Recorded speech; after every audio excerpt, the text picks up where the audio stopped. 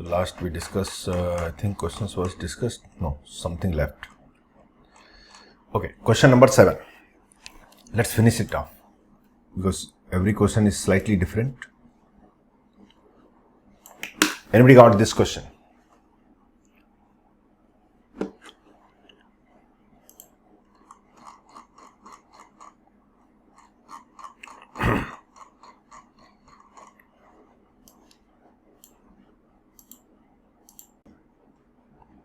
चलिए देखते हैं।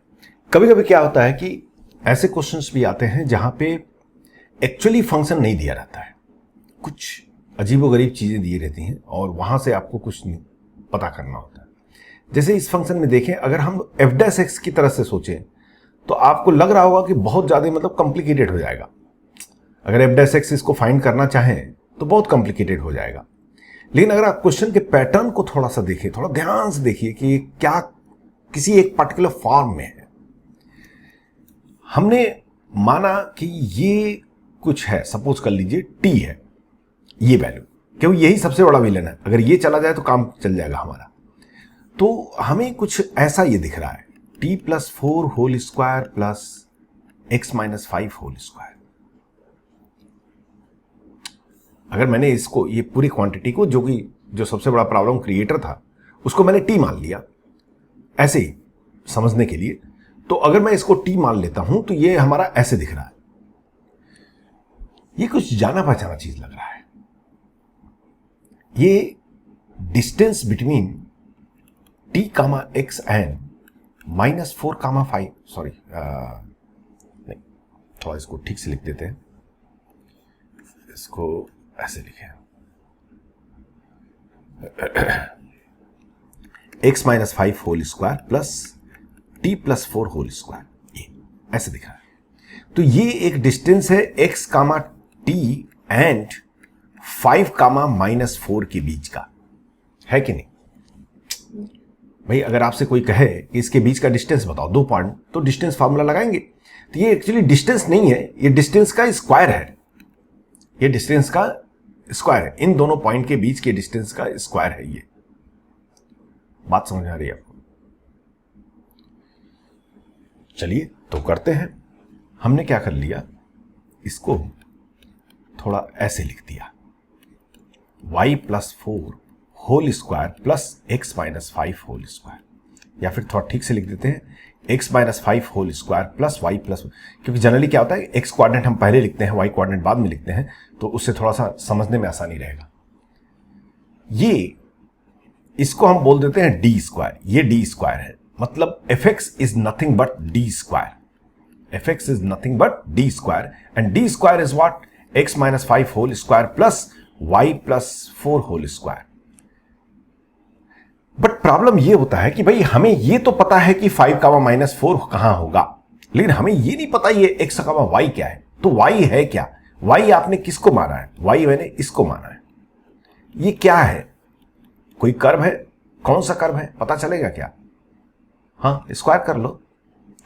तो वो स्क्वायर करेंगे तो y स्क्वायर, ये माइनस है, y square equal to -3 plus 4x minus x square. एक साइड ले जाइए, x square plus y square minus 4x plus 3 equal to 0। आपको बहुत ध्यान से दिखाई दे रहा होगा ये क्या है। अरे एक सर्कल है भैया, ये एक सर्कल है जिसका सेंटर कितना है, 2, 0 है, और रेडियस कितना हो गया, √4 - 3 1 and r equal to 1। Centre ये है और रेडियस 1 है। तो बना दो इसको, रखो। एक सर्कल बनाना है जिसका सेंटर 2, 0 है, 2, 0 यहां होगा, और रेडियस 1 है। रेडियस 1 है तो सर्कल कुछ ऐसे आएगा, ऐसा। I am sure it's clear to all of you. समझ में आ रही बात? मैंने इसका बनाया, अभी मैं क्वेश्चन पे नहीं जा रहा हूं। अभी ये जो कर्व मैंने y लिया है, ये y और x का रिलेशन है, तो कोई ना कोई तो कर्व बनेगा ना। तो ये कर्व बन रहा है, सर्कल बन रहा है जिसका सेंटर 2, 0 है और रेडियस 1 है। अगर रेडियस 1 है तो ये पॉइंट 3, 0 होगा और ये पॉइंट 1, 0 होगा। तभी तो इस क्वेश्चन में बोला है कि x 1 और 3 के बीच में लाई कर रहा है। इस क्वेश्चन में क्या बोला है कि x 1 और 3 के बीच में लाई करेगा। देखिए ये 1 है, ये 3 है। अब जब भी कोई भी एक पॉइंट इस सर्कल पे लीजिए, उसका x जो है 1 और 3 के बीच में लाई करेगा कि नहीं करेगा। और अब ये कह रहा है कि यहां पे एक पॉइंट है -4, -5, 5, -4, 5, -4 कहीं यहां आ जाएगा। ये है 5, -4। इसके और कोई भी एक्स वाई एक पॉइंट यहां पे, उसको मैं डी मान रहा हूं। यहां से कोई भी एक पॉइंट ये लीजिए, ये डी है। जब ये यहां आ जाएगा पॉइंट तो डी ऐसा हो जाएगा, यहां आ जाएगा डी ऐसा। तो कब डी मैक्सिमम होगा? जब ये लाइन जो है इसके परपेंडिकुलर होगा करके। मिनिमम मैक्सिमम तो तभी आती है, तो परपेंडिकुलर मतलब सेंटर से पास करना चाहिए। ये लो, ये देखो, हो गया क्वेश्चन फिनिश। ये देखिए, यही तो डी है। और डी की मिनिमम वैल्यू क्या होगी? ये होगी डी की मिनिमम वैल्यू। डी की मिनिमम वैल्यू कितनी होगी? ये सोचिए, ये 5, 2, 0 है, ये 5, -4 है, तो ये टोटल डिस्टेंस कितना होगा? ये टोटल डिस्टेंस कितना होगा? √5 - 2 whole square means 9 plus -4 - 0 whole square means 16, मतलब 5। मतलब यहां सेंटर से लेकर के इस पॉइंट पी तक सीपी जो हमारे पास आ जाएगा, वो सीपी आ जाएगा, वो 5 आ जाएगा। ये पूरा 5 है और ये 1 है, तो ये डिस्टेंस कितनी होगी? 4 होगी। अरे यहां से यहां तक 5 है और रेडियस 1 है, तो ये डिस्टेंस 4 होगी कि नहीं होगी? तो डी मिनिमम कितनी हो गई? 4 हो गई। और डी मैक्सिमम कितनी हो गई? सोचिए, ये 5 है और ये 1 है, तो यहां पे जब यहां पॉइंट रहेगा तब डी मैक्सिमम हो जाएगा, तो वो उसकी वैल्यू कितनी हो जाएगी? 6 हो जाएगी। लेकिन पूछा किसकी मैक्सिमम वैल्यू है? डी स्क्वायर की। तो एफ मैक्सिमम कितना होगा? डी मैक्सिमम का स्क्वायर मतलब 36 एंड एफ मिनिमम कितना होगा? 16। नहीं समझ में आया? Have you understand everybody?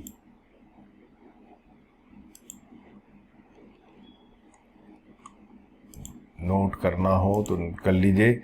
ऐसे क्वेश्चंस भी आते हैं, इसलिए मैं ये क्वेश्चन करा रहा हूं। ऐसे क्वेश्चंस भी होते हैं, लगता है कि मैक्सिमम मिनिमम पूछ रहा है, बट वहां पे एक ऐसे फॉर्मेट भी दिया रहेगा, अगर वो आप फॉर्मेट समझेंगे तो फिर वो क्वेश्चन इजीली हो जाएगा। वैसे भी कर सकते हैं, बट बहुत कॉम्प्लिकेटेड हो जाएगा अगर आप डिफरेंशिएशन के मेथड से करेंगे। क्वेश्चन को देख के ही समझ में आ रहा है कि यहां पे डिस्टेंस की बातें कर रहा है।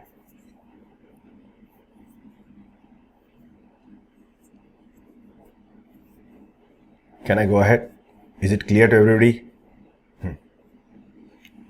अब अभी मैंने सर्कल लिया है, इलिप्स ले सकता हूं, हाइपरबोला ले सकता हूं, कोई और एक रैंडम कर्व ले सकता हूं। अभी और डिस्टेंस के क्वेश्चंस मैंने उसमें दिए हैं आपको होमवर्क में। कोई भी डिस्टेंस की वैल्यू कर सकता है, डबल वेरिएबल की बात हो सकती है। अब ये भी पूछ सकते हो कि सर इसको आपने सीधे डिफरेंशिएट करके क्यों नहीं किया? क्योंकि यहां पे 2 वेरिएबल है ना, तो इसको एक वेरिएबल में कन्वर्ट करेंगे। एक वेरिएबल में कन्वर्ट करेंगे तो ऐसा बन जाएगा, और ऐसा बन जाएगा तो हमारे लिए दुखदाई हो जाएगा, बहुत बड़ा कैलकुलेशन हो जाएगा। तो मेनली क्या होता है कि जब आप देखें कि डिफरेंशिएशन करने से कैलकुलेशन बहुत हो रहा है, मतलब कैलकुलेशन कंप्लीटेड है, तो बिलीव मानिए उस क्वेश्चन में कहीं ना कहीं ऐसा कुछ पॉइंट है जो कि आप कैच नहीं कर रहे हैं। ऐसा कोई पॉइंट होगा जिससे कि जो है मिनिमम मैक्सिमम आपको डिफरेंशिएशन से नहीं लगाना है। In fact more than 75% questions in the JEE maximum minima never ask on the differentiation basis. वो विदाउट डिफरेंशिएशन को यूज करके या तो AMGM अप्लाई करते हैं या तो ऐसे कुछ आड़े तिरछे काम करते हैं जिससे कि जो है आपको आंसर निकालने होते हैं। चलिए आगे देखते हैं।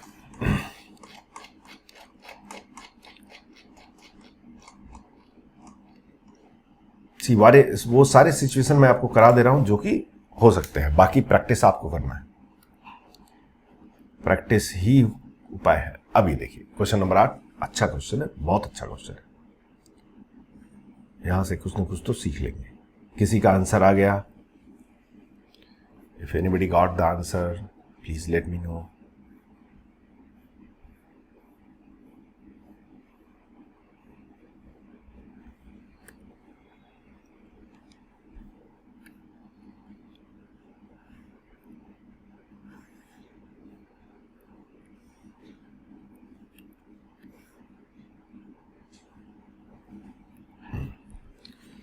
Somebody saying the answer is 5.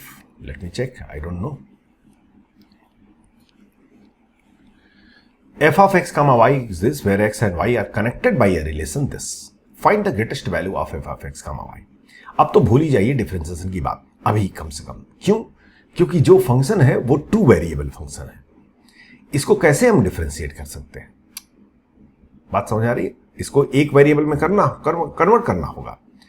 एक तो तरीका ये है कि यहां से x की वैल्यू निकालिए या y की वैल्यू निकालिए और यहां पुट कीजिए, क्योंकि ये बोल रहा है कि x और y इससे कनेक्टेड है. तो find the greatest value of this. तो अगर मैं यहां से निकालता हूं तो फिर वही दुख हो जाएगा जो कि पिछले क्वेश्चन में हुआ था. बहुत ही कॉम्प्लिकेटेड रूट एंड ऑल आ जाएगा. जब भी कॉम्प्लिकेशन आ जाते हैं तो आप हमेशा माइंड में रखिए कुछ ना कुछ तो लोचा है उसमें कि यहां से वहां घुमा सकते हैं. तो इसको थोड़ा ध्यान से देखते हैं. Where x and y are connected by this relation, मतलब एक्स एंड वाई एक पॉइंट है जो कि इस कर्व पे लाई कर रहा है. ये कर्व है कौन? इसको ऐसे भी तो लिख सकते हैं.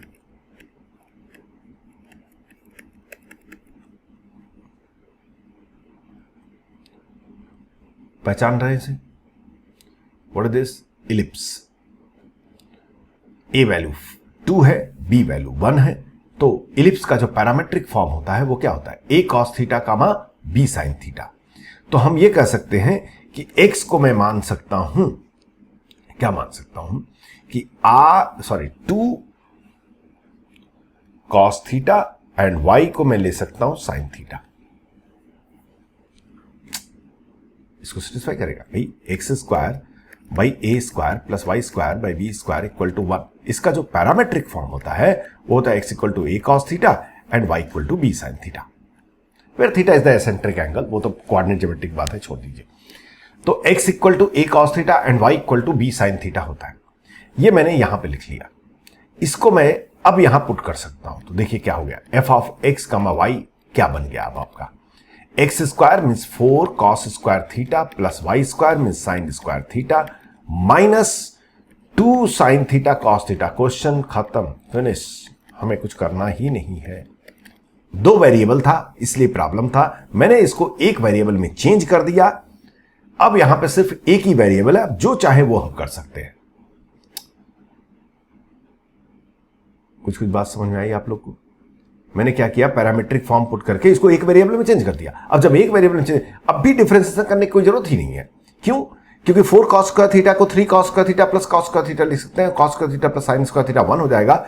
और 3 कॉस स्क्वायर थीटा को मैं लिख सकता हूं 1 plus cos 2 theta divided by 2 plus 1 minus sine 2 theta. I hope everybody understood. So f of x comma y अब हमारा पास आ गया 3/2 प्लस 1, ये वाला 1 plus 3/2 cos 2 theta minus sine 2 theta. ये तो कांस्टेंट हो गया भाई. F of x comma y is equal to, ये हो जाएगा आपका 5/2 और यहां पे ये हो गया आपका 3/2 cos 2 theta minus sine 2 theta. अगर आपको याद हो, मैंने बहुत बार बताया भी है, एक one of the my favourite identity, a sine x plus b cos x always lie between root of a square plus b square and greater than equal to minus root of a square plus b square. याद है आपको? तो अब भाई ये तो constant है, तो ये किस में लाई करेगा? 3/2 cos 2 theta minus sine 2 theta sorry, lie between root of a square means -1 square plus b square means 9/4. तो 9/4 1 प्लस 9/4 कितना हो गया? 13/4. Less than equal to, calculation mistake देखिए करूंगा तो बता दीजिएगा, minus of root of 13/4. But हमें 5/2 दोनों साइड ऐड करना पड़ेगा. तो हम ये कह देंगे कि 3/2 cos 2 theta minus sine 2 theta plus 5/2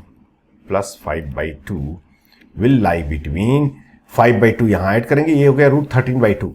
तो 5 प्लस रूट 13/2 और greater than equal to 5 minus root 13/2.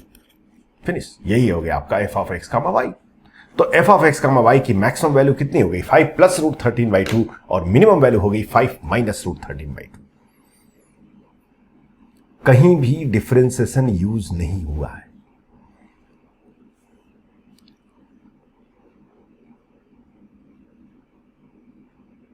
कुछ भयानक हो गया, आप लोग के चेहरे डरे डरे लग रहे हैं। ऐसे सिचुएशन आते हैं, इसलिए करना जरूरी है, भागने से कोई फायदा नहीं है। Anybody got this answer?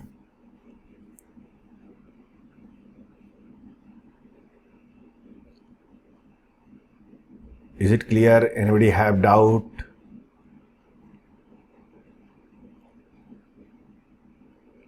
जब भी आपके दो वेरिएबल हैं और दो वेरिएबल को एक वेरिएबल में कन्वर्ट करना है, तो फिर आपको पैरामेट्रिक को अगर पैरामेट्रिक यूज कर सकते हैं, या फिर वो जैसे पिछले क्वेश्चन किया था, वो कर को आइडेंटिफाई कीजिए। जो भी पूछ रहा है, जिस अनुसार से भी पूछ रहा है, उसके अनुसार से आपको डिसीजन लेना पड़ेगा।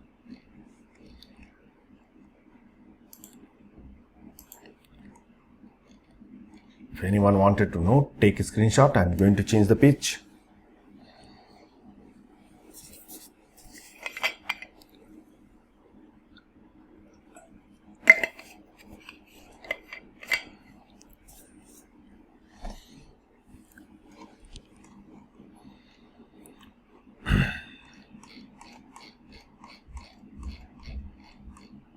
अब ये क्वेश्चन तो मैं नहीं करूंगा, ये क्वेश्चन तो आप करेंगे, क्योंकि अभी बताया वही सेम फॉर्मेट है।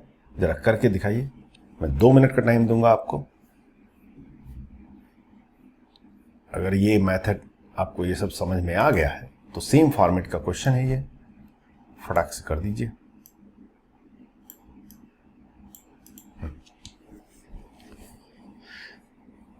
लग जाइए, आंसर फट से निकालिए।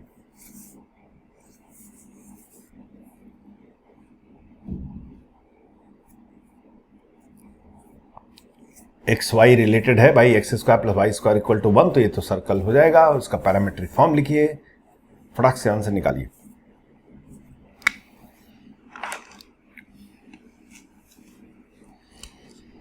तब तक मैं भी सॉल्व कर लेता हूं, सो दैट कि आंसर मैच कर सके हम लोग। वाई इक्वल तो हो गया, कुछ लोग तो बैठ गए। फिनिश। कुछ, अरे इस क्वेश्चन में कुछ आई नहीं है, करने की जरूरत ही नहीं है। तो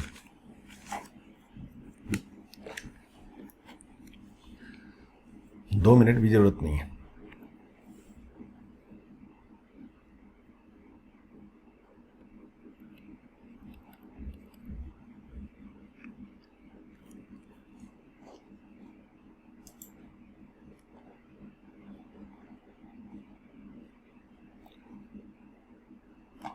हो गया भाई, मैक्सिमम मिनिमम लिख दीजिए आंसर। मैक्सिमम कितना है, मिनिमम कितना है, थोड़ा मुझे पता चल जाए कि हाँ हो गया।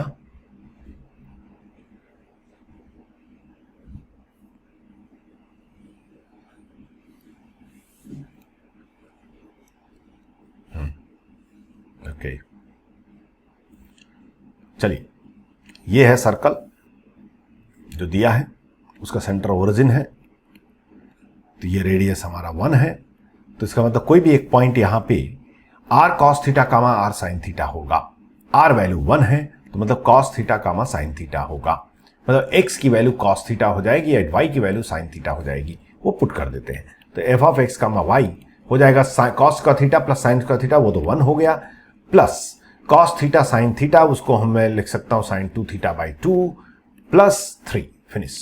ये हो जाएगा 4 प्लस sin 2 थीटा बाई 2, और sin 2 theta by 2 will lie between 1 by 2 to minus 1 by 2, क्योंकि sin 2 थीटा लाई करता है -1 और 1 के बीच में, तो sin 2 थीटा बाई 2 हमेशा इसमें लाई करेगा। प्लस 4, तो 4 प्लस कर देते हैं दोनों साइड में, तो 4 प्लस यहां आ जाएगा और यहां पे 4 माइनस आ जाएगा। तो ये आ जाएगा 7 by 2, और ये हो जाएगा आपका f of x का y, और ये हो जाएगा आपका 9 by 2, फिनिश। तो greatest value will be 9 by 2 and least value will be 7 by 2. I'm sure it's got it, everybody, right? तो ऐसे क्वेश्चंस कभी भी जब आते हैं, जब भी कनेक्टेड होता है, x and y variable connected होता है, और वहां से आपको जो है किसी दूसरे की मैक्सिमम मिनिमम निकालनी है, तो चांसेस है कि जो कनेक्शन का रिलेशन दिया गया है वो कोई एक कर्व हो। उस कर्व को आइडेंटिफाई कीजिए और वहां से पैरामेट्रिक फॉर्म लिखिए। क्यों लिखिए? क्योंकि उससे क्या होगा कि हमारा एक वेरिएबल में चेंज हो जाएगा, और जैसे ही एक वेरिएबल में चेंज होगा फिर डिफरेंशिएट कर सकते हैं। अगर ये ट्रिग्नोमेट्रिक नहीं है तो हो सकता है कभी कभी पैराबोला आ जाए। अब पैराबोला में आप all of you know that कि उसमें जो पैरामेट्रिक हम लोग लेते हैं वो 80 स्क्वायर कामा 280 लेते हैं, तो वहां पे साइन तो आता नहीं है, लेकिन टी के टर्म में आ जाएगा। अब टी के टर्म में आ जाएगा, सिंगल वेरिएबल रहेगा, उसको डिफरेंशिएट करके अपना मैक्सिमम मिनिमम जो भी निकालना है आप निकाल सकते हैं। तो कोई एक कर्व बनेगा जहां से आपको पैरामेट्रिक फॉर्म निकालना है। पैरामेट्रिक इसलिए निकालना है क्योंकि दो वेरिएबल है, उसको एक वेरिएबल में चेंज करना पड़ेगा, तभी कुछ होगा। आगे चलते हैं और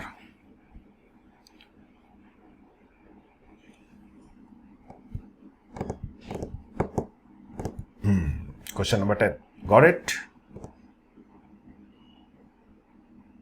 If anybody got, please let me know the answer.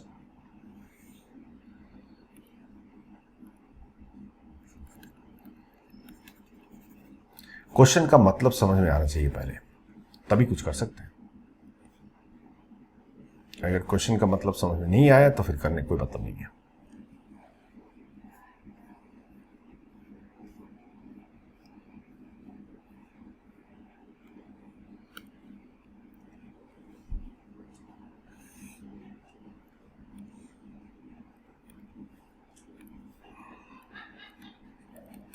पहली बात तो क्वेश्चन क्या पूछ रहा है, find the least value of A for which this equation has at least one solution. अगर मैं आपसे एक छोटा सा क्वेश्चन, भूल जाइए इस क्वेश्चन को, अगर मैं एक छोटा सा क्वेश्चन पूछता हूं कि find the condition on A so that कि this equation will have at least one solution, find the value of A so that कि this equation will have at least one solution, तो आप क्या बोलोगे? कहोगे कि भैया ये इसके रेंज के अंदर होना चाहिए। इसका रेंज क्या है?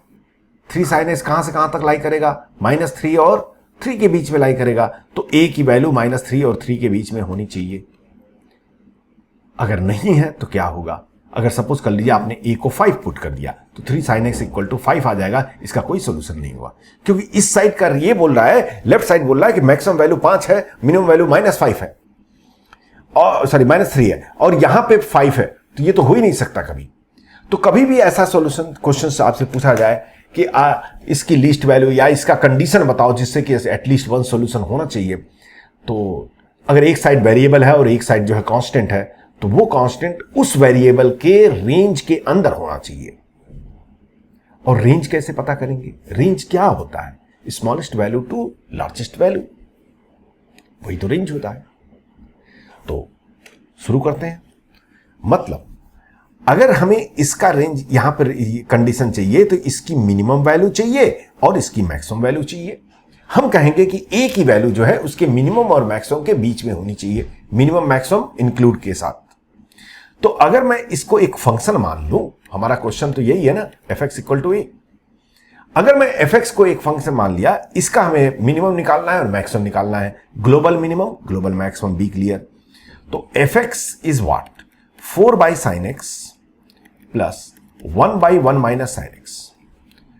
डिफरेंशिएशन करते हैं, f' कितना हो जाएगा? -4 cos x/sin² x। भाई 1/x का differentiation -1/x² into sin x का differentiation -1/1 - sin x whole square into 1 - sin x differentiation, that is minus cos x, तो माइनस माइनस प्लस हो गया और ये cos x हो गया। चलिए f' हमारे पास जो अब आ गया, cos x कॉमन ले लेते हैं, cos x कॉमन ले लिया और 1/1 - sin x होल स्क्वायर आ गया, -4/sin² x आ गया। इसको और ठीक ठाक से लिख देते हैं। ये a² - b² का फॉर्मूला मैं अप्लाई करने आ रहा हूं, cos x a² - b², तो 1/1 - sin x -2/sin x into 1/1 - sin x plus 2/sin x। कुछ लोग ये सोच सकते हैं सर क्यों किया ऐसे?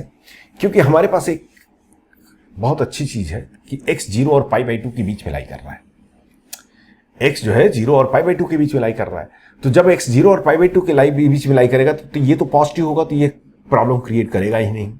अब जरा देखिए, x 0 और π/2 के बीच में लाई कर रहा है, sin x 1 से छोटा होता है तो ये भी पॉजिटिव हो गया, ये भी पॉजिटिव हो गया, मतलब ये दोनों सर्कल पॉजिटिव हैं, तो ये प्रॉब्लम क्रिएट करेंगे ही नहीं कभी।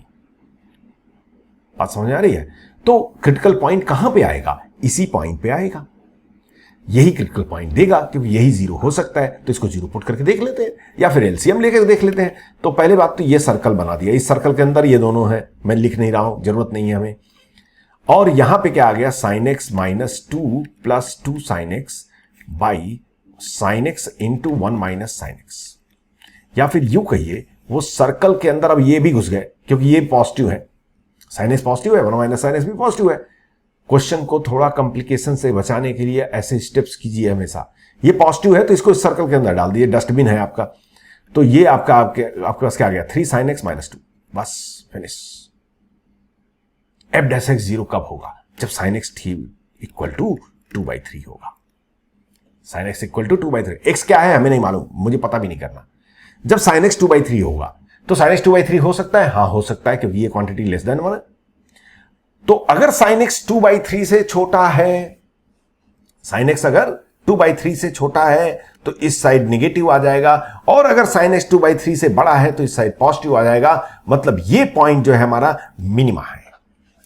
साइन एक्स जब 2/3 होगी तो इसकी वैल्यू मिनिमम होगी। Did you understand this point? समझ में आ रही बात आप लोग को?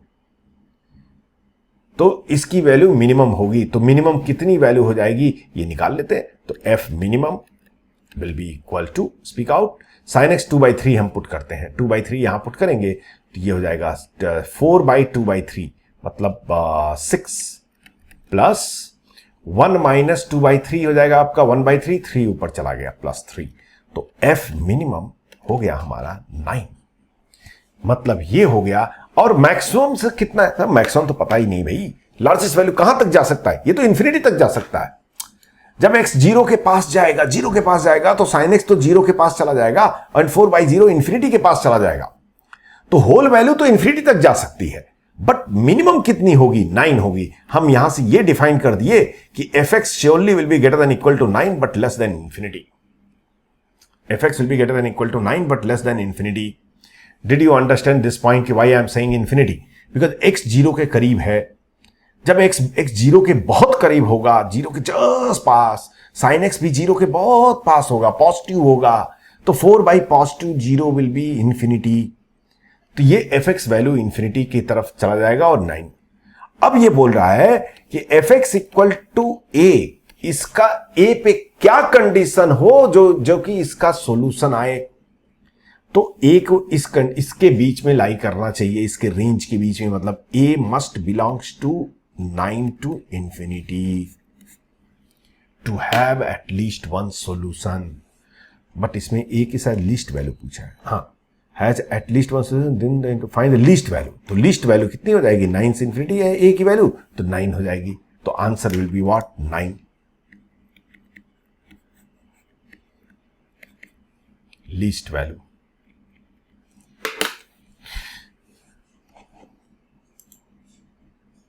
अरे आप लोग को समझ में आया है कि बस ऐसे ही मैं पढ़ा रहा हूं, आप पढ़ रहे हैं? Is it clear to everybody?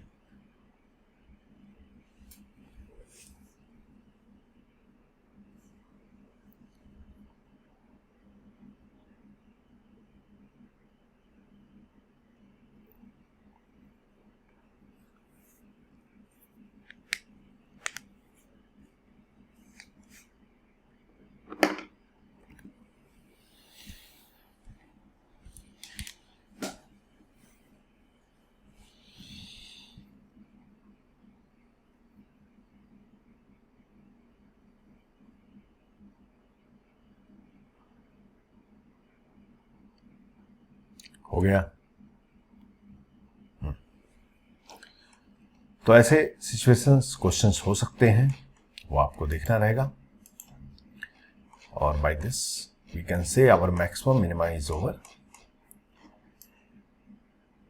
इस लेक्चर के बाद I will I am giving you the assignment, क्योंकि इसमें असाइनमेंट करना बहुत जरूरी। चलिए, now next we have to see tracing of curve. कोई मेथड नहीं है, कुछ नहीं है, सिर्फ अब तक जो हमने पढ़ा है उसको यूज करके ग्राफ को ड्रॉ करते हैं, ट्रेस करते हैं कि कैसा ग्राफ दिखेगा, rough idea about the graph. तो give the heading tracing of curve, tracing of curve, या यूं कहिए ग्राफ 2। ग्राफ 1 आपने पढ़ लिया पहले ही, पहला लेक्चर हम लोग ग्राफ से ही स्टार्ट किए थे। किसी भी फंक्शन का अगर हमें ग्राफ बनाना हो तो क्या करना है? पहली बात तो जो हमने पढ़ा था पहले ग्राफ बनाने का, वो ट्रांसफॉर्मेशन मेथड होता था। मतलब आपको एक बेसिक ग्राफ की आइडिया होनी चाहिए। उस ग्राफ को हम लोग शिफ्ट करते थे, फोल्ड करते थे, इनवर्स लेते थे, वो सब करते थे। लेकिन यहां पे है कि हमें सपोज कर लीजिए बेसिक ग्राफ का आइडिया नहीं है, या बेसिक ग्राफ से नहीं बन पा रहा है, ट्रांसफॉर्मेशन से नहीं बन पा रहा है, कुछ उल्टे सीधे करवा रहे हैं, y equal to x power 1/x आ गया, ऐसा कुछ आ गया, तो फिर हम ग्राफ को कैसे ड्रॉ करेंगे? उसको हम लोग अब तक जितना चीजें पढ़े हैं उसको कंबाइन करते हैं और वो यूज करके एक rough idea about the graph बनाते हैं। रफ आइडिया नहीं, वो एग्जैक्ट आ जाता है, एग्जैक्ट ग्राफ आ जाता है अगर आपने करेक्टली उसको ट्रेस किया स्टेप्स। तो इसमें सर्टेन स्टेप्स हैं जो कि हमें देखना पड़ेगा। पहले नोट करने की जरूरत नहीं, पहले देखिए, जब भी किसी फंक्शन का ग्राफ, सपोज कर लीजिए y equal to f x का ग्राफ हमें पता करना है, तो हमें क्या चाहिए? हमें यह चाहिए कि ग्राफ कहां से कहां तक है, ग्राफ कब ऊपर जा रहा है, कब नीचे आ रहा है, ग्राफ का शेप क्या है, और कोई पॉइंट ऑफ इन्फ्लेक्शन है कि नहीं है। तो वैसी चीजों को मैं लिख रहा हूं और वो सारी चीजों को कंबाइन करके हमें ग्राफ को रिप्रेजेंट करना रहेगा। पहला स्टेप इसमें यह होता है कि find the domain of the function, find the domain of the function. चल लिखते जाइए स्टेप्स आप लोग। पहले ये क्या है? डोमेन हमें यह बताएगा कि हमको ग्राफ कहां से कहां तक बनाना है। अगर सपोज कर लीजिए डोमेन 0 से इंफिनिटी आ जाता है, तो मतलब अब हमें ग्राफ केवल 0 और इंफिनिटी के बीच ही बनाना है, 0 के पहले ग्राफ नहीं बनाना है। साफ सी बात है, 0 से लेकर के इंफिनिटी तक ही ग्राफ बनाना है। तो डोमेन बहुत इंपॉर्टेंट है, वो पता होना चाहिए। Second step, find starting coordinate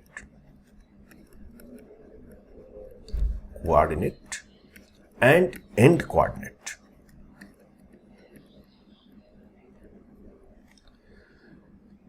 किसी भी ग्राफ का वो स्टार्टिंग कोऑर्डिनेट क्या होगा और एंड कोऑर्डिनेट क्या होगा वो पता करना चाहिए। मतलब जैसे सपोज कर लीजिए कि आप y equal to f x का ग्राफ बना रहे हैं और आपके पास जो डोमेन आया वो यूं आ गया 0 टू इंफिनिटी। ध्यान दीजिएगा, ये डोमेन है, डोमेन ही सब कुछ बताएगा, डोमेन है। तो मतलब ग्राफ कहां से स्टार्ट कर रहा है? ग्राफ x इक्वल टू 0 से स्टार्ट हो रहा है और x टेंस टू इंफिनिटी पे टर्मिनेट हो रहा है। इक्वल टू इंफिनिटी लिख ही नहीं सकते, कभी भी इंफिनिटी के आगे इक्वल नहीं लगाते हम। टेंस टू इंफिनिटी पे ये एंड हो रहा है। मतलब स्टार्टिंग जो कोऑर्डिनेट होगा वो ऐसे लिखेंगे 0 comma f of 0। Simple, because 0 include है। एंड कोऑर्डिनेट ये इंटरवल नहीं है, ये कोऑर्डिनेट है, बी क्लियर। एंड कोऑर्डिनेट क्या होगा? इंफिनिटी कामा, अब एट इंफिनिटी फंक्शन की वैल्यू कैसे पता करेंगे? वो लिमिट लगा के पता कर लेंगे ऐसे। तो हमारे पास स्टार्टिंग कोऑर्डिनेट रहेगा और एंड कोऑर्डिनेट हमेशा रहेगा, ये पता होना जरूरी है। इसका मतलब ये हुआ। Third step, find f dash x and get monotonicity. ये क्यों जरूरी है भाई? आपके पास ये पता चल गया कि ग्राफ यहां से कहीं से स्टार्ट हो रहा है, स्टार्ट यहां से हो रहा है और कहीं पे यहां पे टर्मिनेट हो रहा है। तो हमें ये तो पता होना चाहिए कि इसके बाद ग्राफ नीचे जाएगा कि ऊपर जाएगा या फिर सीधे कांस्टेंट होगा। वो कौन बताएगा? वो एफ डैश एक्स बताएगा, वो मोनोटोनिसिटी बताएगा कि ग्राफ कब ऊपर जाएगा, कब नीचे आएगा। ये सारा चीज मोनोटोनिसिटी बताएगा। तो इसलिए एफ डैश एक्स हमें पता करना पड़ेगा। Fourth step, find f double dash x to get shape of curve.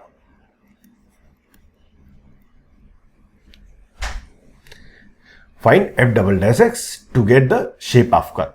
क्यों? क्योंकि अब हमें यह पता चल गया कि भाई ग्राफ ऊपर जा रहा है, लेकिन किस तरीके से ऊपर जा रहा है यह भी तो पता होना चाहिए ना, कि ग्राफ भाई अगर मैं कहूं ऊपर जाना है तो ऊपर जाना है, कैसे जा सकते हैं? कुछ लोग कैसे जा सकते? अरे सर ऊपर तो लास्ट में जाते लोग, इस शेप में भी जा सकता, इस शेप में भी जा सकता, या फिर स्ट्रेट लाइन की तरह जा सकता है। 3 पॉसिबिलिटी है कि नहीं है? Are you able to understand? अब ये 3 पॉसिबिलिटी में कौन सा पॉसिबिलिटी हमें लेना है, कौन बताएगा? डबल डेरिवेटिव बताएगा।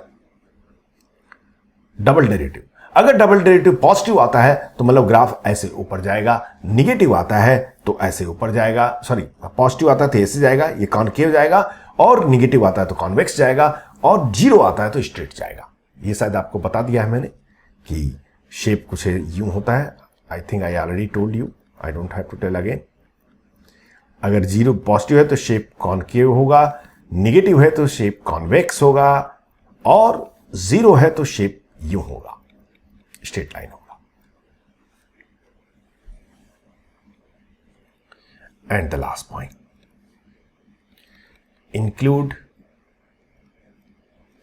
asymptotes if exist, क्योंकि एसिम्प्टोट्स हमें बाउंड्री लाइन बताएगा कि आपको कौन से बाउंड्री लाइन को क्रॉस नहीं करना है। ठीक है, ये तो ऐसे स्टेप्स हैं, अब इसको यूज करेंगे तभी आपको पूरी तरह से समझ में आएगा। तो शुरू करते हैं। All of you wrote it, can I go ahead? चलिए, हमें पता करना है ग्राफ कुछ भी ले लो, y equal to l n x square, l n x whole square, कुछ भी ले लो, मतलब ये नहीं कि आप अपने आंसर से क्वेश्चन बना दीजिए। मैं जितना भी पढ़ाऊंगा या जो भी पढ़ा रहा हूं सिर्फ जेई तक ही आपको हेल्प करेगा। जेई के बाद क्या होने वाला मुझे नहीं मालूम, बट जेई के टाइप के जितने भी क्वेश्चंस आएंगे वो इससे सॉल्व होंगे। अब ये नहीं कि आप हायर मैथमेटिक्स कर रहे हैं 4 साल बाद 5 साल बाद हाई फाई मैथमेटिक्स रिसर्च कर रहे हैं और उसमें ग्राफ बनाने का आया, जो मैंने मेथड बनाया वो फेल हो गया, और वहाँ से मेरे को गालियाँ देना शुरू कर दी है कि सर आपने बताया था कुछ भी निकलेगा। तो भैया मेरी रिस्पॉन्सिबिलिटी सिर्फ जेई एग्ज़ाम तक की है। जेई के एग्ज़ाम के बाद से कितना आपको यूज़ आएगा मुझे नहीं मालूम है, उसके बाद की गारंटी मैं नहीं देता। पहले ही बोल दे रहा हूँ भाई, खाम मुझे गाली खाने की इच्छा नहीं है। y equal to l n x whole square, इसका हमें ग्राफ बनाना सपोज कर लीजिए। तो पहला स्टेप क्या है, डोमेन पता करते हैं। डोमेन कितना हो गया? 0 टू इन्फिनिटी, 0 ओपन है याद रखिएगा। सेकेंड स्टेप क्या बोलता है, starting point and starting coordinate and coordinate. ध्यान दीजिएगा जरा, स्टार्टिंग कोऑर्डिनेट 0 बट प्रॉब्लम है ओपन है, तो x अप्रोचेस टू 0। भाई 0 ओपन है ना, तो 0 इंक्लूड थोड़ी कर सकते हैं हम, x अप्रोचेस 0। जब x 0 की तरफ अप्रोच करता है तो ln x किधर अप्रोच करता है? माइनस इंफिनिटी की तरफ, तो y tense two plus infinity. क्यों?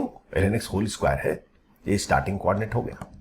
मतलब हमारा स्टार्टिंग कोऑर्डिनेट 0 कामा इंफिनिटी है, मोटी मोटा ऐसे मान सकते हैं।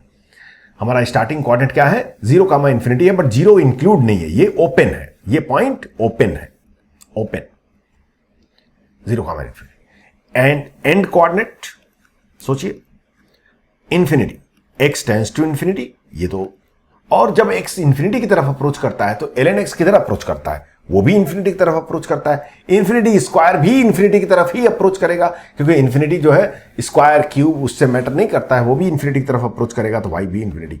मतलब साफ सी बात है, इंफिनिटी कामा इंफिनिटी हमारा एंड पॉइंट है। Till here it's clear to everybody. अब third step, F dash X find करते हैं, मतलब मोनोटोनिसिटी फाइंड करते हैं और कुछ नहीं। 2 ln x बाई एक्स आ गया, और इसका क्रिटिकल पॉइंट आपको पता ही है, 0 एंड 1, पॉजिटिव नेगेटिव, इधर तो जाने की जरूरत ही नहीं क्योंकि 0 के पहले डोमेन ही नहीं है। तो ये बोल रहा है कि 0 से 1 तक ग्राफ ऊपर जाएगा, सॉरी नीचे जाएगा, एंड 1 से लेके इंफिनिटी तक ग्राफ ऊपर जाएगा और 1 पे मिनिमा बन जाएगा।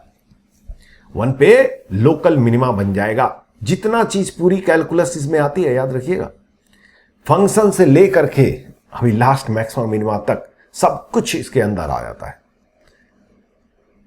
तो मतलब जब स्टार्टिंग यहां से शुरू करेंगे तो ग्राफ नीचे लेके जाएंगे। कब तक नीचे ले जाएंगे? 1 तक ले जाएंगे।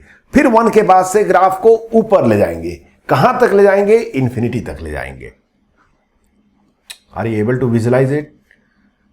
फोर्थ स्टेप एफ डर, क्योंकि अब हमें पता चल गया कि स्टार्टिंग पॉइंट से नीचे जा रहा है, लेकिन नीचे जाने के भी 3 तरीके हैं ना।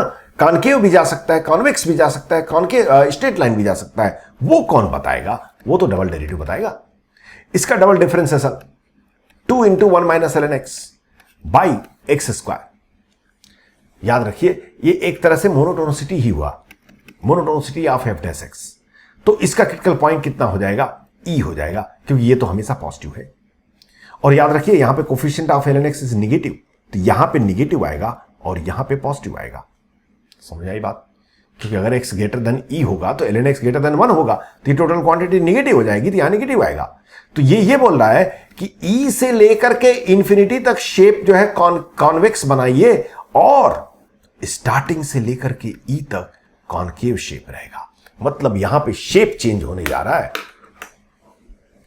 इस कर्व में कहीं पे शेप चेंज होने जा रहा है, और अगर उस वहां पे ब्रेक नहीं हुआ ग्राफ, तो हमारे पास एक पॉइंट ऑफ इन्फ्लेक्शन आ जाएगा।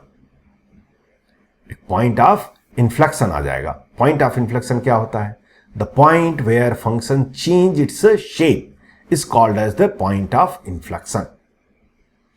कुछ बात समझ में आई? जहां पे डबल डेरिवेटिव साइन चेंज करता है वो पॉइंट ऑफ इन्फ्लेक्शन होता है। जहां पे फर्स्ट डेरिवेटिव साइन चेंज करता है वो पॉसिबल पॉइंट ऑफ मैक्सिमा या मिनिमा हो सकता है, लेकिन फर्स्ट डबल डेरिवेटिव जहां साइन चेंज करता है वो पॉइंट ऑफ इन्फ्लेक्शन होता है। ठीक है, सारे स्टेप्स हुए। कोई एसिम्पटोट्स है क्या? अब ये समस्या बहुत सारे बच्चों का आती है, सर आपको एसिम्पटोट्स कैसे पता चलेगा? एसिम्पटोट्स का एक सीधी सी बात याद रखिए। ये देखिए कि किसी पॉइंट पे फंक्शन अनडिफाइंड है क्या? हाँ, 0 पे, लेकिन 0 इंक्लूड नहीं है डोमेन में। मतलब डोमेन के अंदर कहीं पे एसिम्पटोट्स नहीं है भाई, लेकिन स्टार्टिंग पॉइंट पे डोमेन एसिम्पटोट्स है। x = 0 will be the asymptotes. Asymptotes is x = 0। देखिए ना, कोई आपसे पूछे कि बताओ इसके कौन कौन एसिम्पटोट्स हैं, इसके पास एसिम्पटोट्स है कि नहीं? हाँ है। कौन कौन है? कितने एसिम्पटोट्स हैं जरा आप लोग बताइए फट से। इस कर्व में कितने एसिम्पटोट्स हैं? y = 1/x² - 4। y = 1/x² - 4। कितने एसिम्पटोट्स हैं? एसिम्पटोट्स पता है ना? तो बताइए कितने एसिम्पटोट्स हैं, बस नंबर बताइए कितने हैं। 1 है, 2 है, 3 है, 4 है, 5 है।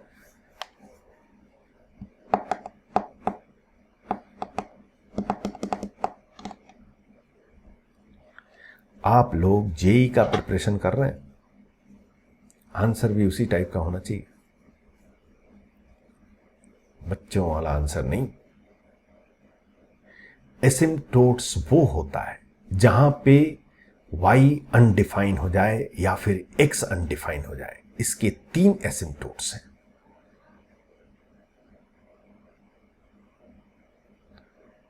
इस फंक्शन के 3 एसिम्पटोट्स हैं। y अनडिफाइन होगा कि नहीं होगा? कब होगा? x = +-2 पे होगा। x = प्लस मतलब x = 2, x = -2 is the asymptotes of this curve.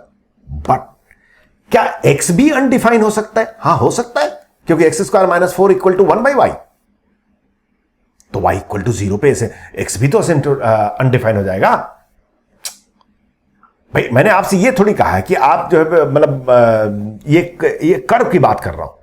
Curve में आपको y के रेस्पेक्ट में भी देखना होता है और x के रेस्पेक्ट में भी देखना होता है। तो इसके 3 एसिम्पटोट्स हैं। कुछ बात समझ में आ रही है? अरे हैव यू अंडरस्टैंड? तो आप यहां पे भी ये डाउट पूछ सकते हैं, सर यहां पे आपने सिर्फ एक y को देखा है। अरे मैंने दोनों को देखा है, आपने नहीं देखा। y = ln x, ये नॉट डिफाइन कब होगा? x इक्वल टू 0 पे मैंने लिख लिया, क्या x भी नॉट डिफाइन होगा? चेक कर लेते हैं।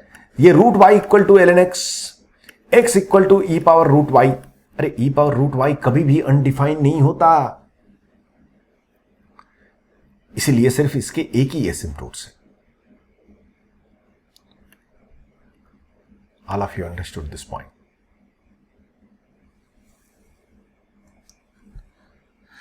चलिए, तो अब आता है कि भाई हमने सारे इंफॉर्मेशन लिख दिया, अब ये सारे इंफॉर्मेशन को मिक्स करना है और ग्राफ बना देना है, वो मैं करने जा रहा हूं। ब्यूटीफुल ग्राफ आना चाहिए। ये इंफॉर्मेशन है, इसको हटाओ, एक बढ़िया सा कोऑर्डिनेट एक्सिस बनाइए, जिधर पॉजिटिव एक्स एक्सिस को ज्यादा रखिए। क्यों? क्योंकि निगेटिव में हमें जाना ही नहीं। ठीक, अब देखिए, वेट कीजिए। Starting 0 comma infinity, 0 comma infinity. कहां है 0 कामा इंफिनिटी? 0 नहीं लेना, जस्ट बात 0 यहां पे कहीं है। ये एक्चुअली है तो इंफिनिटी बहुत ऊपर, वहां तो हम थोड़ी जाएंगे। ये मान लिया 0 कामा इंफिनिटी, ये आपका स्टार्टिंग कोऑर्डिनेट हो गया। एंड कोऑर्डिनेट कहां होगा? इंफिनिटी, इंफिनिटी यहां पे कहीं होगा। Are you getting? और देखिए, वेट वेट वेट, ये कर्व 0 कामा 1 तक नीचे आता है और 1 से इंफिनिटी तक ऊपर जाता है। मतलब ये 1 पे कुछ चेंज कर रहा है। क्या चेंज कर रहा है? It's a monotonic behaviour. कहां पे? x इक्वल टू 1 पे। तो एक काम करता हूं मैं x इक्वल टू 1 पे एक लाइन ड्रॉ कर लेता हूं, ताकि मुझे बाद में कष्ट ना हो।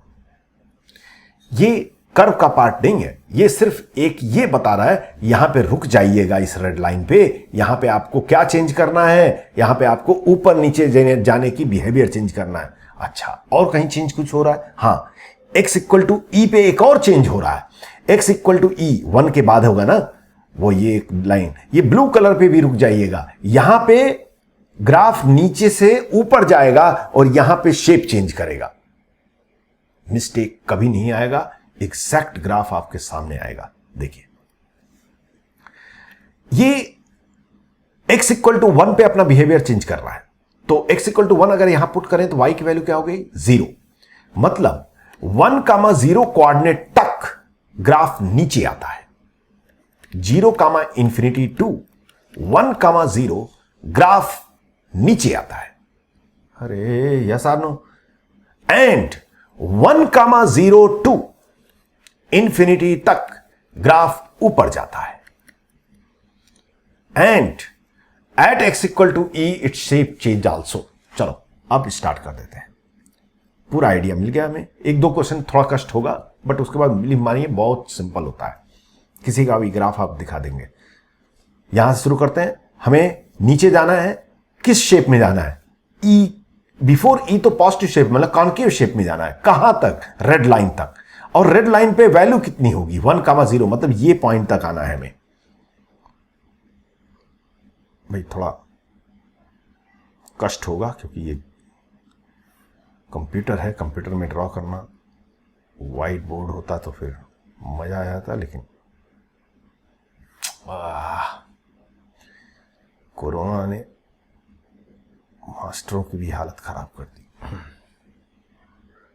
चलो, मैं कॉन्केव शेप में नीचे लाया।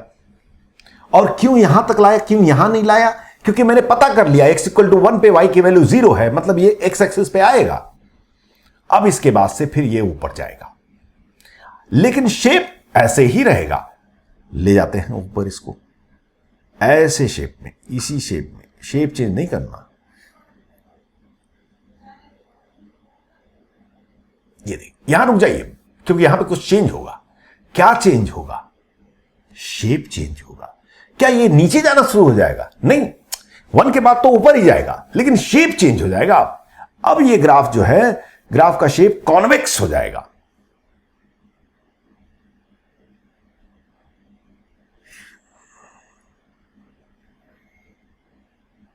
अरे भारत माता,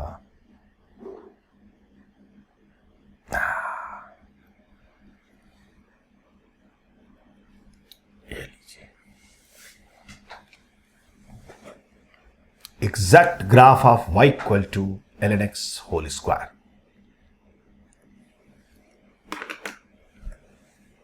exact graph of y equal to ln x whole square.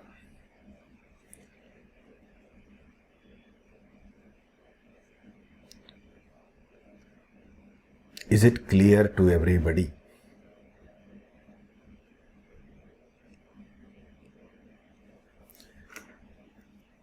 ये क्या है? This is called as point of inflection. What is this? Point of local minima.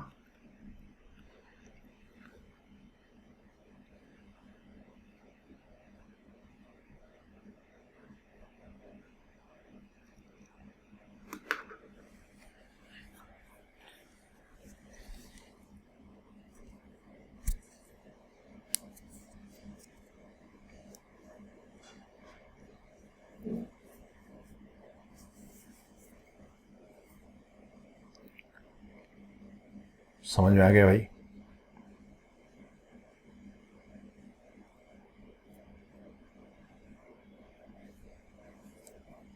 Point of inflection पे कभी भी आप टेंजेंट ड्रॉ करेंगे, बताया था कि नहीं बताया था मैंने?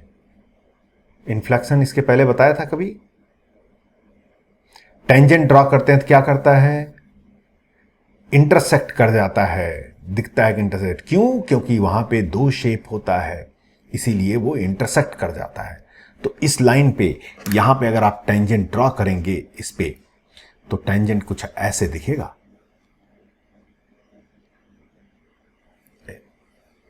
ये टेंजेंट है एक्चुअली,